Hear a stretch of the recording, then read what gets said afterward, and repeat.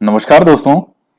देखिए मित्रों, हम अभी जो 9th क्लास की पुस्तक है आरबीएससी की हमारा राजस्थान, इसमें राजस्थान के प्रमुख क्रांतिकारियों से संबंधित टॉपिक पढ़ रहे हैं और इसमें थोड़ा सा टॉपिक और बचा हुआ है, वो कंप्लीट करते हैं, फिर आगे और चैप्टर को कंटिन्यू करेंगे। तो जो लास्ट हमारी क्लास हुई थी उसमें आपको एक क्वेश्चन का जवाब देना है कि नानाबाई खाट का संबंध कौन से हत्याकांड से है। नानाबाई खाट का संबंध कौन से हत्याकांड से है, उसका आपको नाम कमेंट करके बताना है। तो आज हम आगे पढ़ते हैं। तो हमें यहां से पढ़ना है रमा देवी जयपुर। इनका जन्म जयपुर में वेद गंगा सहाय के घर में हुआ। इनका विवाह 7 वर्ष की उम्र में ही हो गया और 11 वर्ष की छोटी आयु में ही ये विधवा हो गई। बाद में गांधी विचारधारा रखने वाले नेता लादूराम जोशी से इनका पुनर्विवाह हुआ।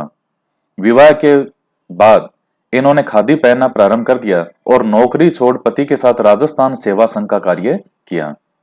बिजोलिया आंदोलन के समय पंडित लादूराम जोशी की पत्नी रमा देवी 1931 ईस्वी में बिजोलिया गई, जहां उन्हें गिरफ्तार कर लिया गया।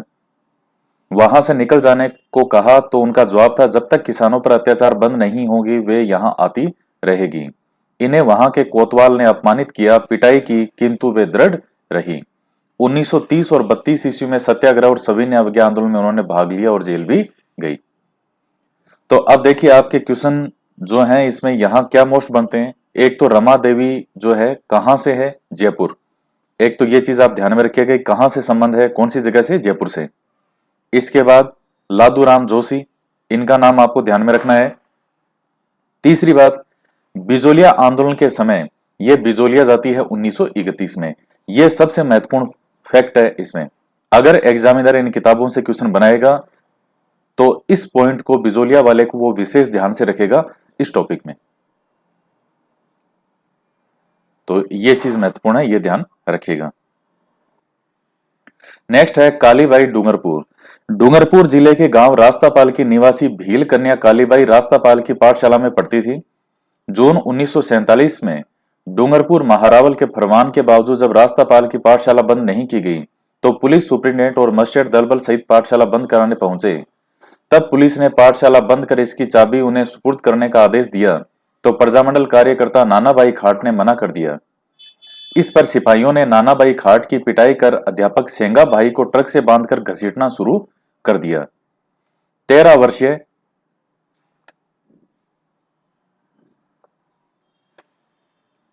भील बालिका कालीबाई जो अपने खेत में घास काटकर लौट रही थी, तब उसने अपने गुरु सेंगा भाई को ट्रक के पीछे घिसटते देखा तो वह भीड़ को चीरती हुई ट्रक के पीछे दौड़ पड़ी और चिल्लाने लगी, मेरे गुरुजी को कहां ले जा रहे हो।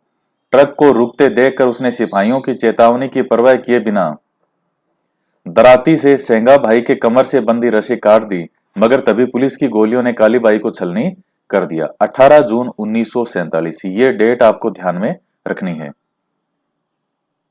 तो गुरु कौन थे, सेंगा भाई। इनको बचाते हुए जो है वो कालीबाई को गोली मार दी गई। तो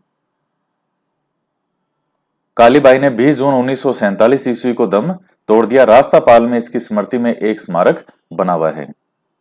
तो ये चीजें आप ध्यान में रखिएगा। बस मेन 2-3 पॉइंट हैं इसमें।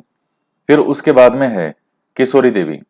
सरदार हरलाल सिंह की पत्नी किशोरी देवी ने अपने पति के साथ मिलकर शेखावाटी क्षेत्र में जागीर प्रथा के विरोध में राष्ट्रीय आंदोलन में भाग लिया।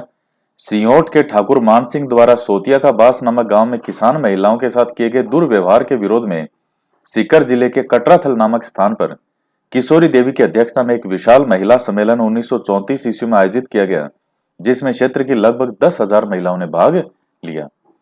उस समय 10,000 महिलाओं का इकट्ठा होना भी एक बहुत बड़ी बात थी। तो किशोरी देवी की अध्यक्षता में होता है 1934 में, कहा, सीकर जिले के कटराथल नामक स्थान पर। और ये सीहोट का जो ठाकुर है मान सिंह, तो इसका भी नाम आप ध्यान में रखना। इसके साथ जो महिलाओं के साथ दुर्व्यवहार किया गया था, तो उसके कारण यहां यह घटनाक्रम होता है। और आजकल जो भी क्वेश्चन हो रहे हैं, जो भी एग्जाम हो रहे हैं, उनमें सीकर या फिर शेखावाटी क्षेत्र से जुड़े हुए क्वेश्चन जो हैं वो काफी पूछे जा रहे हैं। हर एग्जाम में दो तीन क्वेश्चन आ रहे हैं, तो थोड़ा सा आप इन चीजों पे विशेष ध्यान दीजिएगा। अब आपको ये जो शॉर्ट वाले क्वेश्चन है इनका जवाब कमेंट करके बताना है। सीकर क्षेत्र के उन 3 क्रांतिकारियों के नामों का उल्लेख कीजिए जिन्होंने 1851 ईस्वी के स्वतंत्रता संग्राम में अपनी महत्वपूर्ण भूमिका निभाई। तो ये आपको कमेंट करके बताना है कि कौन से 3 महत्वपूर्ण क्रांतिकारियों के नाम बताना है सीकर के। उसके बाद है 1857 ईस्वी में स्वतंत्रता संग्राम में ब्रिटिश शासन ने सर्वप्रथम राजस्थान के किस क्रांतिकारी को फांसी पर लटकाया? विजय सिंह पथिक ने मुख्यतः किन समाचार पत्रों का संपादन किया? चेतावनी रा चुंगटिया किसकी रचना है? और डूंगरपुर जिले में रास्तापाल ग्राम में किस क्रांतिकारी की स्मृति में स्मारक बना हुआ है? इन 5 क्वेश्चन के कमेंट जो है वो आपको कमेंट करके बताइएगा। 5 क्वेश्चन का जो आंसर है वो कमेंट कीजिएगा। ये चैप्टर आपका समाप्त होता है। नेक्स्ट चैप्टर जो है वो तीसरा है, राजस्थान के प्रमुख किसान आंदोलन। राजस्थान में ब्रिटिश सरकार के आधिपत्य की स्थापना के पश्चात यहां आर्थिक व सामाजिक परिस्थितियों में परिवर्तन आया। शासक अंग्रेजी संरक्षण के कारण स्वयं को सुरक्षित मानने लगे और अपनी किसान जनता के प्रति निरंकुश होने लगे। साथ ही अंग्रेजों की नीतियों के कारण कुटीर उद्योग धंधे बर्बाद होने लगे और भूमि पर आश्रित जनसंख्या का प्रतिशत बढ़ने लगा।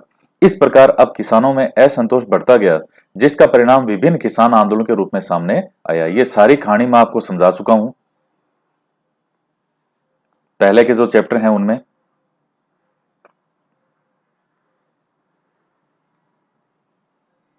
इसके बाद है बिजोलिया किसान आंदोलन।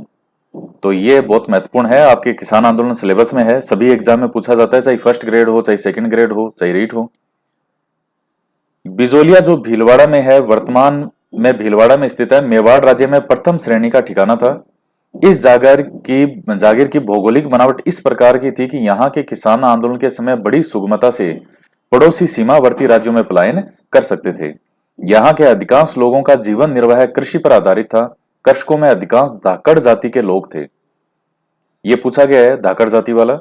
वे अपनी परिश्रम और दक्षता के लिए प्रसिद्ध थे। जाति के रूप में वे संगठित थे और पंचायत व्यवस्था में उनकी दृढ़ निष्ठा थी।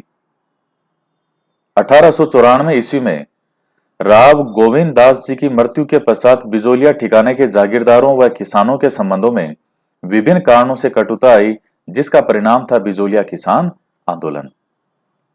तो 1894 में कौन से जागीरदार की मृत्यु होती है? तो राव गोविंद दास। बिजोलिया किसान आंदोलन का अध्ययन 3 भागों में किया जा सकता है। प्रथम चरण 1897 से 1915 तक था। इस काल में आंदोलन का नेतृत्व स्थानीय लोगों के द्वारा किया गया। आंदोलन का द्वितीय चरण 1915 ईस्वी से आरंभ हुआ, जो 1923 तक चला। आंदोलन का यह काल अत्यंत महत्वपूर्ण था। इस काल में आंदोलन का संचालन राष्ट्रीय स्तर के योग्य व अनुभवी व्यक्तियों द्वारा संपन्न हुआ। अब यह आंदोलन राष्ट्रीय मुख्य धारा से जुड़ गया और तीसरा चरण आंदोलन का पराभव काल था, जो 1941 ईस्वी में समाप्त हुआ। तो यह आपके लिए महत्वपूर्ण है। दूसरा चरण बहुत ज्यादा महत्वपूर्ण है क्योंकि इस समय में विजय सिंह पथिक की एंट्री होती है और काफी इसमें जो है वो सुधार करने के प्रयास किए जाते हैं। 1897 ईस्वी में बिजोलिया ठिकाने के हजारों किसान एक मृत्यु भोज के अवसर पर गिरधरपुरा गांव में एकत्रित हुए। यह गांव का नाम भी पूछा गया है। यहां ठिकाने के अत्याचार व शोषण से संतप्त किसानों ने एक दूसरे से विचार विमर्श किया और निर्णय लिया कि उनके प्रतिनिधि उदयपुर जाकर महाराणा फतेह सिंह से भेंट कर न्याय के लिए पुकार करें, किंतु इस पुकार का कोई परिणाम नहीं निकला। रियासती सरकार द्वारा अपनाई गई निष्क्रियता और उदासीनता से बिजोलिया के शासक को किसान विरोधी नीति अपनाने के लिए प्रोत्साहन मिला और बिजोलिया जागीर का किसान पहले से ही विभिन्न प्रकार की लागों की बोझ तले दबा हुआ था। लाग मतलब एक तरह के कर। 1903 में राव कृष्ण सिंह ने बिजोलिया अंचल में एक नया कर चौरी कर लगा दिया। यह क्वेश्चन तो पता नहीं कितनी बार पूछा गया होगा। 1903 में किसके द्वारा? राव कृष्ण सिंह के द्वारा, जो कि उस वक्त ठाकुर है राव कृष्ण सिंह। हर व्यक्ति को अपनी लड़की के विवाह के अवसर पर 13 रुपए और कुछ साक्ष्यों में 5 रुपए लेना लिखा है। ठिकाने में जमा करवाना पड़ता था। तो माध्यमिक शिक्षा बोर्ड वाली जो किताबें हैं तो इन्होंने भी वही चीज लिखी जो ऑथेंटिक किताबों में अलग अलग लिखा मिलता है। कहीं तो लिखा मिलता है कि जो ये चोरी कर 5 रुपए लगाया था, और कहीं लिखा मिलता है 13 रुपए। तो अब ये दोनों आपसे एक साथ ऑप्शन में 5 या 13 कभी एक साथ वो कभी नहीं देगा। फिर वर के लिए राव साहब के समक्ष उपस्थित होकर नतमस्तक हो आशीर्वाद प्राप्त करना आवश्यक था। इस अपमानजनक कर के लागू करने पर किसानों में रोष व्याप्त होना स्वाभाविक था। किसानों ने इसका मूक विरोध किया चुपचाप, और उन्होंने 2 वर्षों तक अपनी कन्याओं का विवाह ही नहीं किया। तो इसके लिए किसानों ने क्या तरीका अपनाया? आप उस समय 5 रुपए सोचिएगा, आज आपको देखने में ये लग सकता है कि 5 रुपए ही तो था। ये बात है 1903 की। तो उस समय के 5 रुपए की वैल्यू क्या रही होगी? और आज भी 5 रुपए के अंदर एक कप चाय तो आ ही जाती है। तो उस समय 5 रुपए में कितना क्या मिलता होगा, यह आप सोच सकते हैं। तो इसलिए किसानों ने क्या किया, 2 साल तक अपनी कन्याओं का विवाह ही नहीं किया। और इसके बाद राव ने कुछ नाम मात्र रियायतें दी, किंतु संतुष्ट होने के बजाय किसानों को अपनी शक्ति का एहसास अवश्य हुआ। यानी जब इन्होंने विवाह नहीं किया, तब राव ने देखा कि ये तो मामला क्या हो रहा है, गड़बड़ हो रहा है, तब उसने कुछ इस मामले में छूट दी। लेकिन किसानों को यह जरूर एहसास हो गया कि अगर हम संगठित रूप से प्रयास करें तो हमें सफलता तो मिल सकती है। 1906 में राव कृष्ण सिंह का निसंतान देहांत हो गया। उसके स्थान पर उसके निकट का संबंधी पृथ्वी सिंह बिजोलिया का स्वामी बनता है। उसने मेवाड़ राज्य द्वारा नए जागीरदार से तलवार बंधाई के रूप में ली गई रकम का भार जनता पर डाल दिया। किसानों ने जब इसका विरोध किया तो स्थानीय शासक ने किसान आंदोलन से जुड़े व्यक्तियों के विरुद्ध सख्ती का रुख अपनाया और दमनकारी नीति का अनुसरण किया। किसान नेता साधु सीताराम दास को ठिकाने के पुस्तकालय से सेवा मुक्त कर दिया गया और अन्य किसान नेताओं को जेल में डाल दिया। तो 1906 में राव कृष्ण सिंह जो है, इनका निसंतान देहांत हो जाता है। तो इनका निकट का संबंधी बनता है पृथ्वी सिंह। तो देखिए उस टाइम क्या होता था, कोई भी नया अगर बनता था ठाकुर, तो उससे एक निश्चित रकम जो है किसको भिजवानी पड़ती थी, वहां के राजा को, शासक को। तो जो नया जागीर, अब ये जो कर था तलवार बंदाई, ये था किस पर? जो नया ठाकुर बनता था उस पे। क्योंकि जब नया ठाकुर बनता था तो उसको क्या पहनाई जाती थी, मान सम्मान के लिए पहनाई जाती थी तलवार बंधाई कहते थे, एक तरह की होती थी रस्म। ये कर तो था ठाकुर पे, और ठाकुर ने इसको फटाक से किस पे डाल दिया, किसानों पे। तो किसानों ने इसका विरोध किया। 1914 में राव पृथ्वी सिंह का देहांत हो गया तो उसका पुत्र केसरी सिंह अल्पवयस्क था, इसलिए जागीरी प्रशासन कोर्ट ऑफ वार्ड्स महाराणा के नियंत्रण में चला गया। किंतु किसानों को फिर भी कोई खास फायदा नहीं हुआ और उनके हालात जस के तस थे। इन हालात में इस प्रकार इस आंदोलन का प्रथम चरण पूरा होता है। तो पहले चरण में कोई सफलता जैसी चीज नहीं मिली, लेकिन किसानों को यह एहसास जरूर था कि हां, अगर हम कुछ प्रयास करें तो हमें कुछ फायदा हो सकता है। दूसरा चरण शुरू होता है जब 1916 में विजय सिंह पथिक, वास्तविक नाम भूप सिंह, इस आंदोलन से जुड़ते हैं। विजय सिंह पथिक में कार्य करने की अपूर्व क्षमता थी। सर्वप्रथम उन्होंने किसानों को सुनियोजित रूप से संगठित किया और आंदोलन को व्यवस्थित स्वरूप प्रदान किया। उन्होंने बिजोलिया में विद्या प्रचारिणी सभा का गठन किया, जिसके तत्वाधान में एक पुस्तकालय, एक पाठशाला और एक अखाड़ा चालू किया गया। ये राजनीतिक गतिविधियों के क्या बन गए, केंद्र बन गए। माणिक्यलाल वर्मा, जो इस समय बिजोलिया ठिकाने में एक कर्मचारी के पद पर कार्यरत थे, पथिक के संपर्क में आए और उन्होंने पथिक से प्रभावित होकर ठिकाने की नौकरी से अवकाश ले लिया। तो विजय सिंह पथिक की यहां एंट्री होती है और एक सिस्टमेटिक तरीके से इन्होंने काम किया। जिन संगठनों की आवश्यकता थी कि ये संगठन बनाने जरूरी है, वो संगठन किए। आंदोलन को सिस्टमेटिक ढंग से जो है वो आगे सुचारू रूप से चालू किया। विद्या प्रचारिणी सभा का गठन किया, जिसके अंतर्गत एक पुस्तकालय, एक पाठशाला और एक अखाड़ा चालू किया। राजनीतिक गतिविधियों के ये केंद्र बन गए स्थान। माणिक्यलाल वर्मा, जो बिजोलिया ठिकाने के क्या थे, एक कर्मचारी के पद पर थे, इन्होंने नौकरी से अवकाश ले लिया। उन्होंने पथिक से आजीवन देश सेवा की दीक्षा ली और पथिक के साथ किसानों को संगठित करने के कार्य में जुट गए। इस कार्य में साधु सीताराम दास का भी पथिक को बड़ा सहयोग रहा और विजय सिंह पथिक ऊपर माल क्षेत्र में अत्यधिक लोकप्रिय हो गए थे। वहां के निवासी उन्हें महात्मा जी कहकर संबोधित करते थे। उनके आदेशों का पालन करने के लिए वे सदैव तैयार रहते थे। पथिक किसानों की दुर्दशा से परिचित हो चुके थे। इस भयावह स्थिति के निवारण हेतु पथिक ने किसान आंदोलन को सक्रिय बनाने का निर्णय लिया और 1917 ईस्वी में हरियाली अमावस्या के दिन ऊपर माल पंच बोर्ड के तत्वाधान में क्रांति का बिगुल बजाया।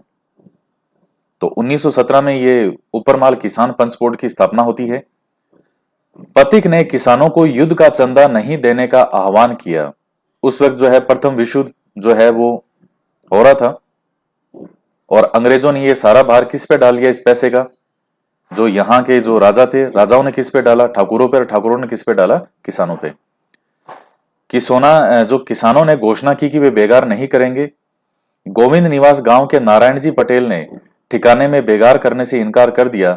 इस पर ठिकाने के कर्मचारियों ने उसे पकड़ लिया और कैद में डाल दिया।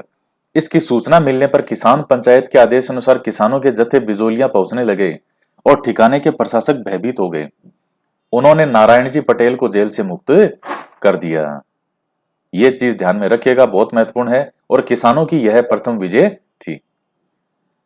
पथिक ने बिजोलिया किसान आंदोलन को राष्ट्रीय स्तर पर लाने व सहयोग दिलवाने के उद्देश्य से प्रताप समाचार पत्र के संपादक गणेश शंकर विद्यार्थी से स्थापित किया। उन्होंने अपने पत्र प्रताप में बिजोलिया आंदोलन संबंधी समाचार देने के लिए एक स्थायी स्तंभ ही खोल दिया। और यह कहां से प्रकाशित होता था? कानपुर। किसके द्वारा? गणेश शंकर विद्यार्थी। कौन सा समाचार पत्र था? प्रताप। इस प्रचार के फलस्वरूप देशवासियों का बिजोलिया किसान आंदोलन की ओर ध्यान आकर्षित हुआ। महात्मा गांधी ने बिजोलिया किसान आंदोलन संबंधी जानकारी प्राप्त करने के उद्देश्य से पथिक को बंबई आमंत्रित किया। पथिक ने बिजोलिया के किसानों पर किए जा रहे अत्याचारों का विवरण गांधी जी के समक्ष प्रस्तुत किया, जिससे गांधी जी प्रभावित हुए। गांधी जी ने अपने निजी सचिव महादेव भाई को ऊपरमाल महादेव देसाई नाम आता है पूरा, महादेव भाई को ऊपरमाल के किसानों की स्थिति का जांच करने के लिए बिजोलिया भेजा। गांधी जी ने इस आशय का एक पत्र महाराणा को भी लिखा। गांधी जी ने बिजोलिया किसान आंदोलन के प्रति नैतिक समर्थन दिया कि हाँ भाई मेरी हाँ है। प्रारंभ में ब्रिटिश सरकार बिजोलिया के आंदोलनकारी किसानों को रियायत देने के पक्ष में नहीं थी। सने सने स्थिति में परिवर्तन आने लगा, धीरे धीरे, स्लो स्लो। अगस्त 1920 में भारत में महात्मा गांधी के नेतृत्व में असहयोग आंदोलन प्रारंभ हुआ, जो 1921 ईस्वी में भयंकर रूप ले चुका था। ऐसी स्थिति में ब्रिटिश सरकार ने निश्चय किया कि बिजोलिया किसान आंदोलन को तुरंत शांत किया जाए। इस उद्देश्य से ब्रिटिश सरकार ने एक उच्च स्तरीय समिति का गठन किया, जिसमें एजीजी रॉबर्ट हॉलैंड, उसके सचिव आगलवी, मेवाड़ के ब्रिटिश रेजिडेंट विल्किसन, मेवाड़ राज्य के दीवान प्रभाष चंद्र चटर्जी और राज्य के शायर हाकिम बिहारी लाल को रखा।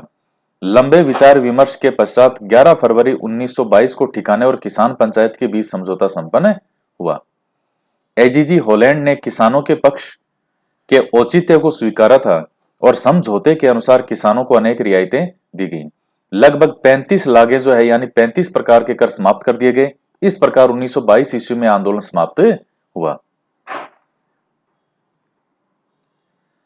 असहयोग आंदोलन के समाप्त होते ही एजीजी किसानों के साथ हुए समझौते के प्रति उदासीन हो गया और बिजोलिया की जागीरदार ने समझौते का उल्लंघन करते हुए किसानों पर पुनः नई लागे लगा दी और लगान की मांग बढ़ा दी। तो ये जो समझौता था इसको बिजोलिया के जागीरदार ने उल्लंघन कर दिया वापस और किसानों पर दोबारा नई जो है वो लागे लगा दी। 1923-26 का समय किसानों ने बड़ी तकलीफ में गुजारा। मार्च 1927 में किसान पंचायत हुई, जिसमें रामनारायण चौधरी और माणिक्यलाल वर्मा जी उपस्थित हुए। पथिक ने किसानों को बारानी भूमि छोड़ने और अहिंसात्मक साधनों से आंदोलन को जारी रखने का सुझाव दिया, किंतु यह प्रयोग असफल रहा। 20 जुलाई 1931 को सेठ जमनालाल बजाज ने उदयपुर में महाराणा और सर सुखदेव प्रसाद से व्यापक विचार विमर्श किया, जिसके फलस्वरूप समझौता हो गया। 1931 में किसने? सेठ जमनालाल बजाज। हालांकि उदयपुर ने इसका पालन नहीं किया, किंतु जब मेवाड़ प्रजामंडल आंदोलन का व्यापक प्रसार हो रहा था तो इस भय से कि किसान प्रजामंडल से न जुड़ जाए कुछ पहल आवश्यक थी। 1941 ईस्वी में मेवाड़ के दीवान टी विजय राघवाचार्य ने राजस्व मंत्री डॉक्टर मोहन सिंह मेहता को बिजोलिया भेजा, जिन्होंने किसान नेताओं और अन्य नेताओं से बातचीत कर किसानों की समस्या का समाधान करवाया और किसानों को उनकी जमीनें वापस दे दी गई। इस प्रकार यह आंदोलन समाप्त हो गया। तो इसमें कई महत्वपूर्ण फैक्ट हैं, जैसे 1927 में रामनारायण चौधरी और माणिक्यलाल वर्मा की उपस्थिति, और यहां पर फिर ये जो 1931 वाला जो समझौता है, 1941 में ये दीवान टी विजय राघवाचार्य और राजस्व मंत्री वाला। तो आज हम इतना ही पढ़ेंगे और आगे नेक्स्ट वीडियो जो है उसमें आगे इन किताबों को कंटिन्यू करेंगे। तो मिलते हैं नेक्स्ट वीडियो में। जय हिंद, जय भारत।